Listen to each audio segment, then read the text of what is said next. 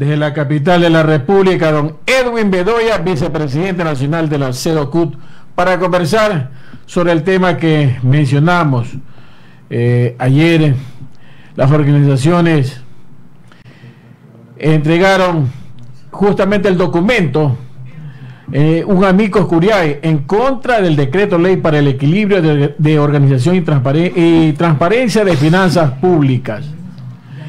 Esta entrega de amicus curiae sobre el decreto ley de equilibrio y organización y transparencia de finanzas públicas es con quien vamos a tratar, con el representante de la CEDOCUT y del Frente Unitario de Trabajadores FUT, don Edwin Bedoya, para que nos cuente un poco cuál es el análisis y los contenidos que tiene este documento, el porqué de este amicus curiae. Bienvenido, el país lo escucha. Adelante, don Edwin. Buenos días, un saludo a quienes hacen telediario, a Diálogo Informativo y a todos los ecuatorianos que nos escuchan a nivel nacional. Primero quiero referirme, claro, el nombre del decreto es tan largo y tan confuso como lo son los articulados que lo contienen. El otro aspecto es que nosotros vemos que hay una lesión de inconstitucionalidad en esta ley, porque prácticamente viola el principio de progresividad de los derechos, que implica que la Constitución lo menciona y que implica que toda ley que se vaya a emitir tiene que tener estas características, es decir, que sirva para mejorar las condiciones sociales, económicas, culturales de los ecuatorianos. En cambio, este decreto de ley lo que hace es ser muy regresivo. ¿Por qué? Porque básicamente, específicamente en los temas de salud, educación y lo que es la seguridad social, está lesionando los derechos adquiridos y que son, como le digo, derechos que no pueden eliminarse de porque sí. Como tiene conocimiento el pueblo ecuatoriano, el Estado entrega el 40% al Seguro Social para cubrir el tema de las jubilaciones. Este 40% desde la época del presidente Correa, que fue eliminado, este no se lo venía pagando y por tanto venía acumulándose los intereses de los dineros que no eran depositados al Seguro Social. Esos intereses ascendían más o menos a unos 3.000 millones de dólares. Y lo que hoy se quiere es desconocer esa deuda, aparte de que no nos pagan, desconocer la deuda de los intereses, producto de este 40% impagos por parte del Estado, de los gobiernos anteriores y del gobierno presente. Además, dejar sin atención a los enfermos, a los compañeros que están con enfermedades catastróficas, que esto está también ya en la ley del IES, y lo que quieren es eliminar ese pago para darle apenas el 33.3%. Actualmente en la ley del Seguro Social, los enfermos catastróficos reciben el 100% de aporte del Estado, los empleadores y los trabajadores. Pero lo que el Estado, la parte que le corresponde al Estado, ya quieren decir, no vamos a entregar el 100%, solo vamos a darles el 33.3%, lo que implica una mayor desprotección para los enfermos con estas enfermedades catastróficas. El otro aspecto es la reducción de los servicios de salud y los servicios de educación, es decir, el presupuesto de la salud y de la educación se reduciría por parte de los gobiernos de turno.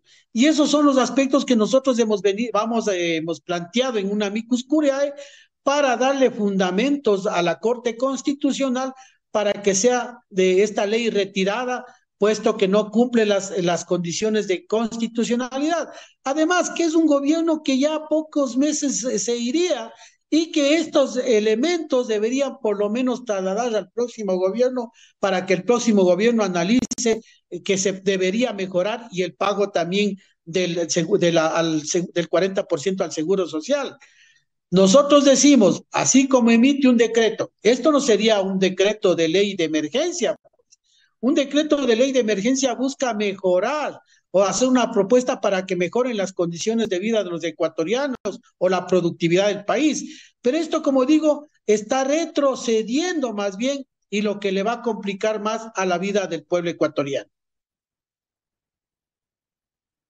Los derechos no son regresivos, ¿no?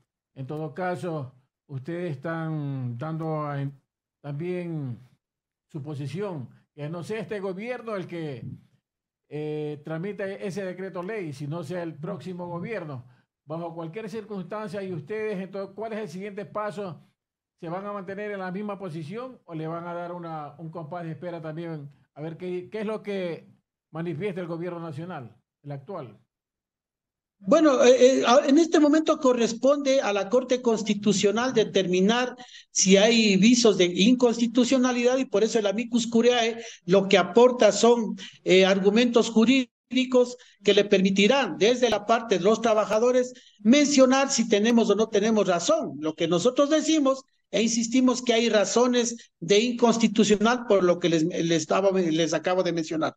El otro aspecto nos vemos que es un gobierno indolente con los ecuatorianos, porque en vez de cobrar las deudas que tienen los empresarios morosos, lo que han hecho es condonar las deudas. Y lo que nosotros estamos reclamando, que en vez de poner en este decreto de ley una ley que desmejore las condiciones de vida a los ecuatorianos, sino emite una ley para poder cobrar a los morosos, meterles preso a los que no afilian al Seguro Social, que no han estado afiliando por años, y a los que tienen más de 2.000 millones de dólares de deuda con el Seguro Social, con el SDI, con el Estado, que son las élites económicas las que no han pagado. Entonces, ese tipo de decreto es lo que quisiéramos de ecuatorianos para que se recupere el dinero de los ecuatorianos de parte de estos morosos que están debiéndole al pueblo ecuatoriano. Por eso nosotros vamos a esperar el pronunciamiento de la Corte Constitucional.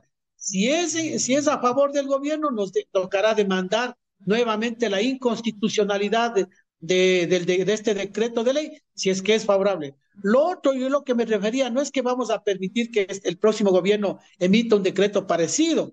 Acuérdese usted que este tipo de decretos ya lo hizo a la Asamblea Nacional anterior, antes de que se emita la muerte cruzada, ya lo hizo y lo mandaron regresando por inconstitucionalidad.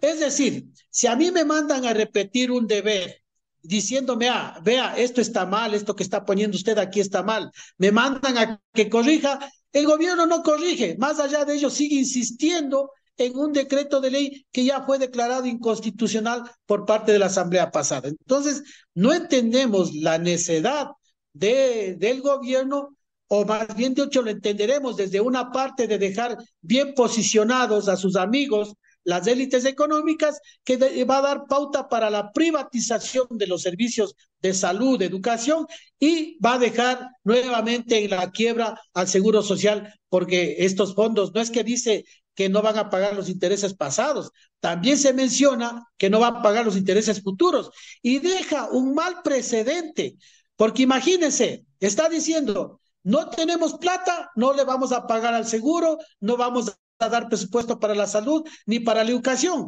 ¿Quién sabe que en un momento se le ocurra emitir un decreto para no dar los aportes también a los gobiernos locales? Entonces, ese es un muy mal precedente que deja sentado con este decreto de ley este gobierno, y que la Corte Constitucional debe declararle inconstitucional este decreto. Nosotros vamos a seguir vigilando y vamos a seguir movilizándonos en torno y estar pendiente en torno a lo que suceda con este decreto. Bien, pues mi estimado Edwin Bedoya, lo dejamos con sus últimas palabras. Adelante. Agradecerle a ustedes y agradecer al pueblo ecuatoriano y a que permanezcamos vigilantes. Nos duele la inseguridad que estamos viviendo en todo el país, una seguridad que no lo vivíamos aquí en el Ecuador, y que este tipo de decretos lo que hace es agudizar las condiciones de vida del pueblo ecuatoriano. Aspiramos que ojalá los candidatos escuchen las demandas del pueblo ecuatoriano y se centren en los temas principales, que son seguridad, empleo, educación y salud. Muchas gracias.